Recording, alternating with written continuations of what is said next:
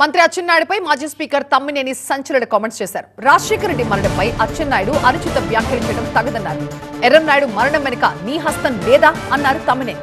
సింగపురం దగ్గర ఎర్రంనాయుడును చంపాలని నువ్వు ప్రయత్నించలేదా అంటూ తమ్మినేని ప్రశ్నించారు. నీ రాజకీయ ఉనికి కోసం దిగజారుడు రాజకీయాలు తగదు అంటూ తమ్మినేని అన్నారు. అచ్చెన్న నోరు అదుపులో పెట్టుకో, లేకపోతే తగిన మూల్యం చెల్లించక తప్పదంటూ వార్నింగ్ ఇచ్చారు.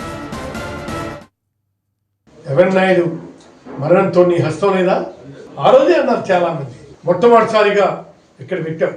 ఆయనకి బాంబు పేలి చావు తప్పి కన్నులు అట్టుపోయినట్టు సింగపురం దగ్గర మీరు చేసినటువంటి ప్రయత్నం ఎవరికి తెలియదు.